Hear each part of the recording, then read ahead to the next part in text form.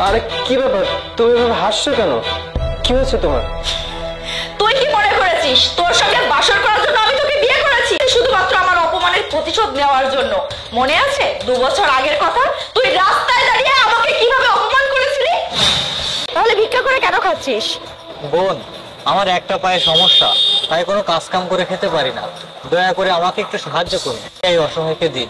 তোকে বললাম না আমি কোনো সাহায্য করতে পারবো না? বোন, সকাল থেকে এখানে বসে আছি, তেমন কেউ কোনো টাকা পয়সা দেয়নি, এই সামান্য কয়েক কাজ করেছিস। এই যে অহংকারী ম্যাডাম, কোথায় যাচ্ছেন? ওই ভাইয়ের সাথে যে কাজটা করেছেন তাতে হবে। আপনি এই মাত্র ওই ভাইয়ের সাথে যে বেয়াদবিটা করেছেন তার জন্য ওনার কাছে আপনার ক্ষমা চাইতে হবে। তুই মনে হয় আমাকে চিনতে পারিসনি, তাই এভাবে কথা বলছিস। ক্ষমা চাইতেই হবে, চলুন। ম্যাডাম, এত অহংকার কিন্তু ভালো না। ওই ভাইটার সাথে আপনি বেয়াদবি করেছেন। হয়ে গেছে, আমাকে আপনি ক্ষমা করে দিন। এই অপমানের প্রতিশোধ আমি নিয়েই ছাড়বো, আর এই প্রতিশোধ হবে খুবই ভয়ঙ্কর। এসেছে তাই তো তোকে ছলে বলে কলে কৌশলে বিয়ে করে আজ আমার বাড়ির ঘর জামাই বানিয়েছি তোকে। তোর না অনেক হ্যাডাম ছিল, আজ কোথায় গেল তোর সেই হ্যাডাম? আমাকে বিয়ে করে লাখো অপমানের প্রতিশোধ নেওয়ার জন্য নাটকটা করেছো? না, আমি শুধুমাত্র অপমানের প্রতিশোধ নেওয়ার জন্য তোকে বিয়ে করিনি। তোর ওই উঁচু মাথাটাকে আমার পায়ের নিচে আনার জন্য তোকে বিয়ে করি। তোকে বিয়ের নামে নাটক করে তিলে তিলে আমি শেষ করে ফেলবো। তুই হাড়ে হাড়ে টের পাবি আমি কি জিনিস। তোকে সেদিন বলেছিলাম না তুই আমাকে চিনতে পারিসনি? এখন থেকে আজ থেকে তুই সেই সমস্ত কাজ করবি। আমার 14 পুরুষ অন্যের বিচার করে, আর তুই সেদিন আমার বিচার করেছিলি। তুই কি মনে করেছিস আমি তোকে ছেড়ে দিব? কখনোই না। আমার ইমোশন নিয়ে কেন খেললে? আমি জানতাম তোকে আমি অন্য কোনো ভাবে সাহায্য করতে পারবো না, তাই তো 20 লক্ষ টাকার কাবিন করে তোকে আমি বিয়ের ফাঁদে ফেলেছি, যাতে আমি আমার পা ধরে ক্ষমা চাইবি। যদি আমার মন গলাতে পারিস তাহলে আমি ভেবে দেখবো তোকে ক্ষমা করা যায় কিনা। এনিওয়ে, আমি এখন ঘুমাবো, তুই সারা রাত আমার পা চাপবি।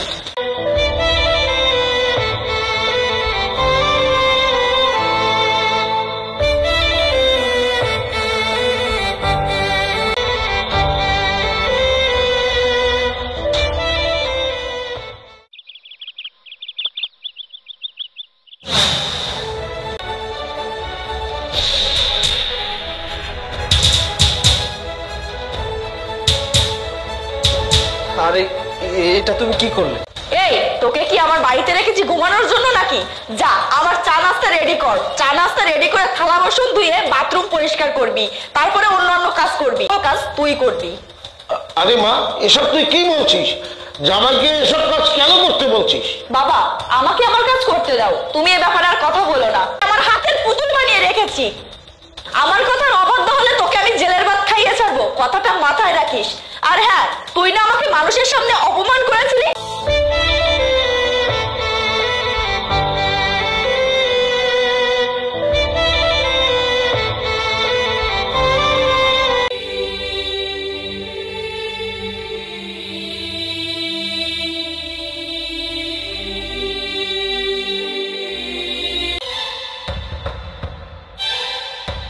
কি হয়েছে বাবা? তুই এই কাজ করছিস কেন? একটু খুলে বলতো। মা, সত্যি আমাকে ভালোবেসে বিয়ে করেনি, অপমানের প্রতিশোধ নেওয়ার জন্য আমাকে বিয়ে করেছে। আর সেই জন্য বাড়ির সামনে আমাকে সেদিন রাস্তায় অপমান করেছিল, আর আমি সেদিনই মনে মনে প্রতিজ্ঞা করেছিলাম এই অপমানের প্রতিশোধ আমি একদিন ঠিকই নিব। মা, তুমি এমন করো না, আমার ছেলে। ওকে তুই মাফ করে দে মা। বাবা, তোমাকে আমি বলেছি না তুমি এ ব্যাপারে কোনো কথা বলবে না। আর আপনি আপনার ছেলেকে আমি কোনোদিনও ক্ষমা করব না। ও মানুষের সামনে আমাকে অপমান যদি না পারে তাহলে সারা জীবন আমার বাড়ির কাজের লোক হয়ে ওকে থাকতে হবে। এখন সিদ্ধান্ত আপনার ছেলের। মা, তুমি এসব কি বলছো? ও পুরুষ মানুষ, ও কিভাবে? আমি ওকে একটা সপ্তাহে মাফ করতে পারি, আর এসব কাজ করতে ওর যদি অসুবিধা হয় তাহলে তো আপনি আছেনই, এই বাড়ির সকল কাজ আপনি করবেন। তাহলে অন্তত বুঝতে পারবে যে আওয়াজ নিচে করে কথা বল। ভুলে যাস না এটা আমার বাড়ি, আর আমার বাড়ির কাজের লোক তুই। যেদিন তুই আমার কাবিনের 20 লক্ষ টাকা দিয়ে আমাকে ছেড়ে দিতে পারবি সেদিন আমি করে দেব। আমার ছেলেটাকে তুমি মাফ করে দাও। মা, তুমি এসব কি বলছো? তুই যতদিন টাকা জোগাড় করতে না পারবি ততদিন আমি এই বাড়িতে কাজের লোক হয়ে থাকবো। বাবারে, তুই আমার মাথায় হাত রেখে যদি জোগাড় করতে না পারবি মনে করবি তোর মা মারা গেছে। মা তুমি এমন কথা বলো না, আমি তোমাকে কথা দিচ্ছি। কি হলো, আপনি দাঁড়িয়ে আছেন কেন? আপনার ছেলে যে কাজগুলো করছিল সেই কাজগুলো এখন থেকে আপনি করুন।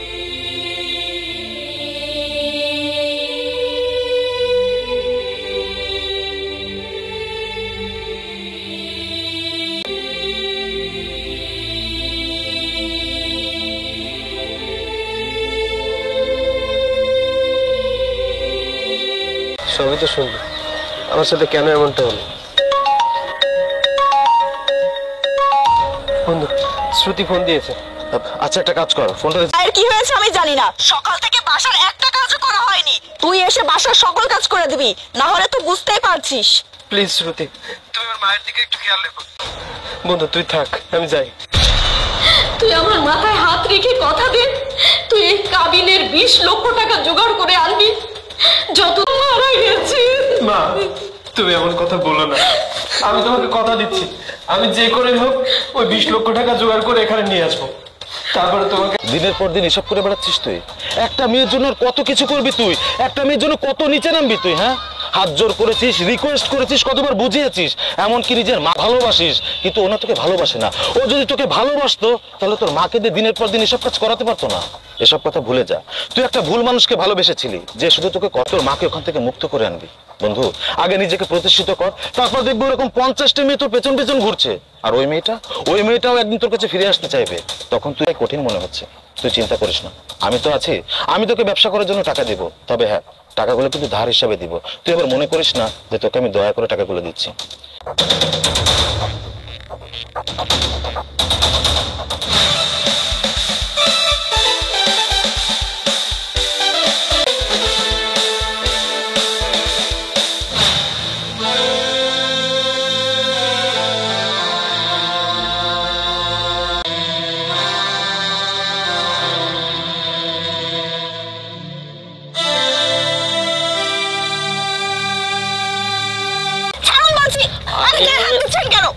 কি ব্যাপার, এত উত্তেজিত কেন হচ্ছ? আরে চলো না, লাল পানির আড্ডাতে একটু পিকনিক করে আসি। আমাদের করতে দে। তোদের বাড়িতে হয়তো মা বোন নেই, যদি মা বোন থাকতো তাহলে রাস্তায় একটা মেয়েকে একা পেয়ে এমন করতিস না। এই এত নীতি কথা কেন বলছিস? এই মেয়েটা তোর কি হয় যে তুই ওকে বাচ্চাদেরকে মোটিভেট করার জন্য এসেছে? তুই মনে হয় বাংলা সিনেমাটা একটু বেশি দেখিস, তাই না? আজ তোকে ওই বাঁচানোর জন্য। থ্যাংক ইউর কোনো প্রয়োজন নেই, আপনার জায়গায় অন্য কোনো মেয়ে থাকলে আমি একই কাজই করতাম।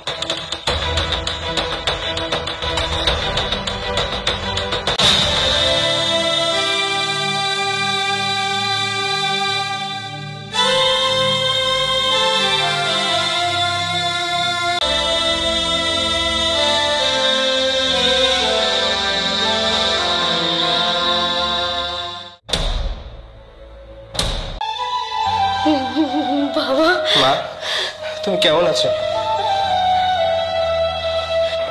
দীপ্ত কেমন আছো তুমি? আমি আরে যে ডিভোর্স পেপার সাইন কর, সাইন কর।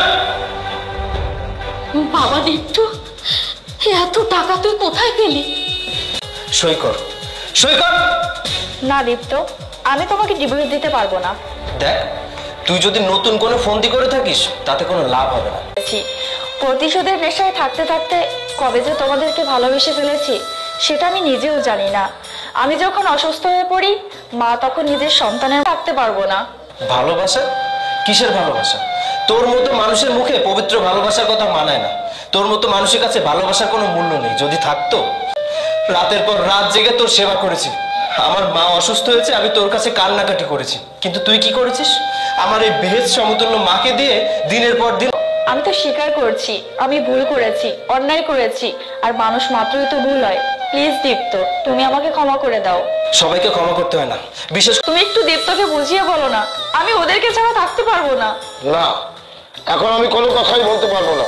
তোকে আমি বহুবার বলেছিলাম তুই ভুল করছিস। কি বলছি, দীপ্তর জায়গায় যদি আমি থাকতাম তাহলে আমি ওই একই কাজই করতাম। মা, আপনি একটু আপনার ছেলেকে বুঝিয়ে বলুন না, ও আর কারো কথা না শুনুক। কি হলো দেখলি তো, তোর মতো অহংকারী মেয়ের পাশে আজ কেউ নেই। এটাই হওয়ার ছিল, আর এই দিনটা দেখার জন্য আমি এতদিন অপেক্ষা করেছিলাম, আর কঠোর পরিশ্রমও করেছিস না। তুই সেদিন আরো একটা কথা বলেছিলি, টাকা থাকলে নাকি মানুষকে হাতের পুতুল বানিয়ে রাখা যায়। কই, তোর কাছে তো আজ করে টাকার অভাব নেই, তাহলে তুই কেন আজ আমাদের সবার কাছে না?